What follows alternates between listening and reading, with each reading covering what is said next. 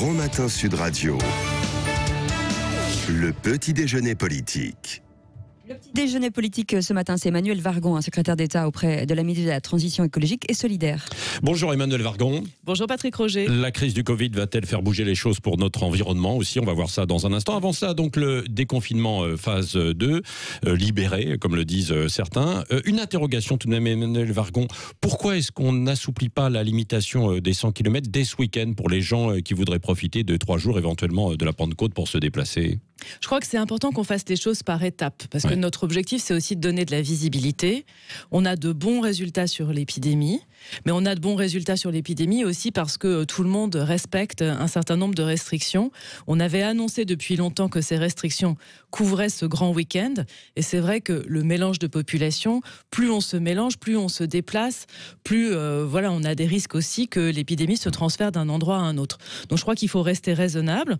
On ouvre les parcs et jardins dès ce week-end dans les zones qui étaient rouges et qui passent à l'orange. En fait, on ouvre France entière. Oui. Ça, c'était une demande et je crois que c'est un besoin et ça donnera une bouffée d'oxygène, notamment en Ile-de-France. Après, les déplacements, c'est après le grand week-end. Il y aura des week-ends en juin, il y aura des week-ends en juillet. Il y avait 3 jours, là, c'était un peu dommage. C'était l'occasion. C'est sûr, mais après, les Français avaient compris qu'il n'y aurait pas de grands déplacements pendant ces 3 jours. Mais il reste la possibilité quand même de partir pour le samedi dimanche. Parce qu'Emmanuel Vargon, est-ce qu'il y a une crainte réelle de retour de l'épidémie? Qu'est-ce qu'on vous dit, vous, au plus haut niveau, justement, au gouvernement? Mais il y a toujours une crainte de voir comment cette épidémie va évoluer. Et donc, on est en vigilance maximale. On est en très grande vigilance. On suit les chiffres tous les jours, on suit tous les signaux. Et si nous devons prendre des ajustements, nous les prendrons. Mais pour l'instant, nous avons depuis la phase 2 du déconfinement des résultats plutôt encourageants et ça nous permet de passer à la prochaine étape. Je crois qu'il faut être très vigilant, par exemple, sur les gestes barrières. Continuer les gestes barrières, se laver les mains, le gel hydroalcoolique, ne pas s'embrasser, ne pas se serrer la main, porter le masque qui est maintenant recommandé très très largement, évidemment obligatoire dans les transports. Tout ceci, ce sont des réflexes, en fait c'est une nouvelle manière de vivre d'une certaine manière et ça protège soi-même et les autres. En fait, c'est vraiment un sujet de protection individuelle et collective. On est tous responsables chacun de soi-même et des autres. Il faut qu'on continue avec cet état d'esprit. Oui, vous avez eu vous-même le Covid, c'est ça, ou la Covid. Est-ce que vous avez encore des symptômes ? Moi, j'ai eu une version intermédiaire plutôt bénigne. Je l'ai eu relativement tôt puisque je l'ai eu en mars.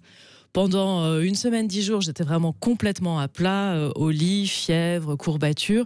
Mais ça n'a pas duré très longtemps. Ça a duré une dizaine de jours, plus quelques jours pour retrouver de l'énergie. Vous avez pris quoi, du Doliprane ou j'ai de pris du Doliprane. Non, j'ai pris uniquement du Doliprane. Vous auriez pu prendre de l'hydroxychloroquine et puis. Moi, j'ai tendance à croire les évaluations scientifiques et les autorisations de mise sur le marché. Et donc, on va attendre de voir quelles sont les évaluations scientifiques. J'ai pris du Doliprane. Plus ou moins remis en cause en fait sur certains points pour l'instant. En tout cas, le Doliprane pour faire baisser la fièvre et faire tomber les courbatures, c'était très bien. La reprise des activités, j'ai vu que vous vous déplacez sur les chantiers. Vous voulez redonner un coup de booster aux travaux et notamment pour la transition énergétique. On a l'impression que c'est un peu entre parenthèses, non ? Alors non, c'est pas entre parenthèses et oui, c'est vraiment important que ça reprenne. D'abord, le bâtiment, c'est un des secteurs clés de l'activité économique du pays. Vous savez, quand le bâtiment va, tout va.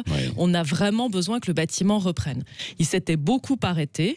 C'est en train de reprendre maintenant. On est à peu près à 3/4 des chantiers qui ont réouvert. Ils n'ont pas réouvert à 100% d'activité. Nous, notre objectif, c'est 100% de réouverture le plus vite possible. Donc, je suis allée voir hier en Saône-et-Loire des artisans pour discuter avec eux. Quelles sont leurs difficultés ? Pourquoi est-ce que ça reprend plus ou moins vite ? Et comment on fait pour accélérer ? Dans ces travaux, évidemment au ministère de l'écologie, on soutient énormément les travaux de rénovation. Parce que ces travaux de rénovation thermique, c'est de l'activité pour le bâtiment et puis c'est aussi des économies d'énergie. Ça va nous permettre d'atteindre nos objectifs de lutte contre le changement climatique. Il fait toujours chaud, on est toujours en réchauffement climatique. Et donc ça existe toujours. Donc ces travaux-là, ils sont pour partie chez les particuliers. Et j'étais hier dans un chantier de particulier chez un monsieur qui rénove sa maison. Et le message, c'est vous pouvez reprendre vos travaux chez vous. C'est sûr, il y a un protocole pour les artisans, des gestes barrières, des mesures de sécurité. On doit, c'est important de reprendre les travaux et on peut reprogrammer des travaux. Il existe déjà pas mal d'aides avec une prime qu'on a lancée cette année qui s'appelle Ma Prime Rénov, qui est très simple à obtenir.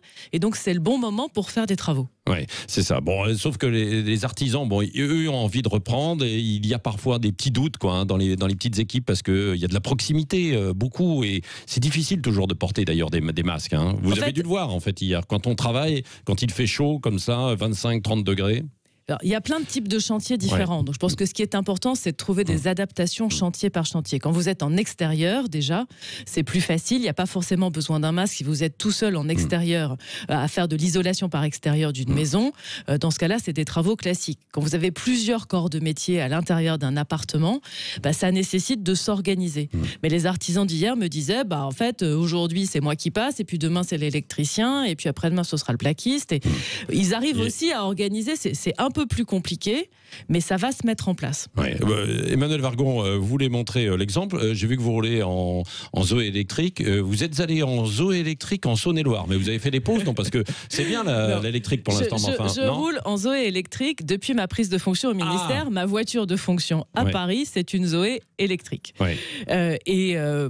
Comme on relance, vous savez, le plan automobile cette semaine avec des primes. Hier, j'étais en Saône-et-Loire, j'y suis allé en TGV. Et je suis arrivée à la gare du Creusot, et à partir de la gare du Creusot, on a fait tout ce circuit avec différentes étapes en Zoé électrique. Et c'est très bien de montrer que les voitures électriques, c'est fiable. Je suis remontée jusqu'à Dijon pour reprendre le train à Dijon en voiture électrique. Vous n'avez pas pu aller effectivement en voiture électrique totalement jusqu'à là-bas parce que c'est un petit peu compliqué. Non, parce que c'est plus rapide d'y aller en train surtout. Oui, bien sûr, mais quand on peut, c'est possible, mais pas pour tout le monde. La Zoé électrique, maintenant, ça permet de faire un peu de promotion, c'est très bien. Elle a presque 400 km d'autonomie, donc on commence à pouvoir faire des distances intéressantes. En roulant des petites vitesses. Quand on prend l'autoroute, là, vous ne faites pas les 400 km. En tout cas, tous mes déplacements en région parisienne, et j'en fais beaucoup, sont avec la Zoé. Pourquoi, dans le grand plan de relance automobile, puisque vous défendez la transition énergétique, pourquoi vous avez limité à 2 000 € la prime pour les hybrides, et notamment aussi les hybrides rechargeables, alors que ça peut atteindre 7 000 € pour l'électrique? J'avoue que j'arrive pas à comprendre. D'abord, on a créé une prime pour les hybrides parce que avant ce plan, les hybrides n'étaient pas du tout éligibles à des primes spéciales. Vous savez, on a une prime pour les électriques et les hybrides et une prime à la conversion. Donc, si vous mettez au rebut votre vieille voiture, c'est prime à la conversion. Et si vous achetez une électrique ou une hybride, en plus de la prime à la conversion, vous avez une prime spécifique. Donc, ça peut faire jusqu'à 12 000 € pour l'achat d'une voiture. Donc, ça commence à devenir vraiment intéressant. Pour l'électrique, oui. Pour l'électrique, ça peut faire 5 000 plus 7 000. Et si c'est une hybride, ça peut faire 5 000 plus 2 000. Attendez, hybride, vous n'avez pas 5 000. L'hybride, c'est 2 000. Oui, voilà, c'est ça. Voilà. Mais si on rajoute la prime à la conversion... Pourquoi entre nous, on le sait, en fait, pour les hybrides et les hybrides rechargeables, c'est parce que les voitures françaises sont quasiment absentes pour l'instant et qu'on favoriserait l'étranger. C'est parce que le bilan écologique d'une voiture hybride, il est nettement moins intéressant que le bilan écologique d'une vraie voiture électrique. Vous pouvez vous déplacer, faire des grands trajets au moins. Mais il ne faut pas opposer les modèles les uns aux autres. L'électrique, il y a encore 3-4 ans ou 4-5 ans, l'autonomie réelle, elle était à 80 km. Maintenant, l'autonomie réelle, elle est proche de 400 km. Et on va aussi déployer massivement des bornes électriques partout en France. L'objectif, c'est 100 000. L'hybride, c'est une autre solution. Elle est moins bonne écologiquement. Elle est moins bonne. Comme elle est moins bonne écologiquement, elle est moins aidée. Mais de toute façon, toutes les voitures sont aidées en prime à la conversion. Si vous mettez à la décharge, si vous rendez à votre concessionnaire une vieille voiture, là, vous avez une aide, quelle que soit la voiture que vous achetez dans les modèles les plus récents, les moins polluants. Oui, alors sur les batteries électriques, justement, on va fabriquer un petit peu donc, en France, en Europe, et pas simplement importer de Chine? Oui, l'une de nos motivations, et c'était déjà vrai avant la crise, évidemment elle s'est renforcée, c'est de retrouver de la souveraineté stratégique sur les filières les plus importantes. La batterie, c'est évidemment une filière stratégique, et vous vous souvenez, il y a environ 1 an, on avait annoncé ce qu'on appelle l'Airbus de la batterie, c'est-à-dire un grand projet franco-allemand dans lequel on investit massivement pour être plus fort, être plus autonome en matière de technologie sur les batteries. Donc on renforce encore ce projet à l'occasion de ce plan automobile pour pouvoir produire plus vite, et donc pour que notre objectif, c'est 1 million de voitures électriques produites en France et autonomie industrielle sur les batteries. Voilà. Dans les fameuses primes à la conversion, là juste encore une parenthèse, il y en a toujours pour les SUV et les diesels, ça c'est critiqué par les écolos, qu'est-ce que vous leur répondez ? En fait, l'important, c'est les émissions de CO2 par voiture. Et donc, c'est ça le marqueur. Parce qu'in fine, notre sujet, c'est est-ce que les voitures polluent beaucoup, émettent beaucoup de gaz à effet de serre ou pas. Et donc, les voitures qui sont éligibles sont celles qui ont le moins d'émissions de CO2 par véhicule.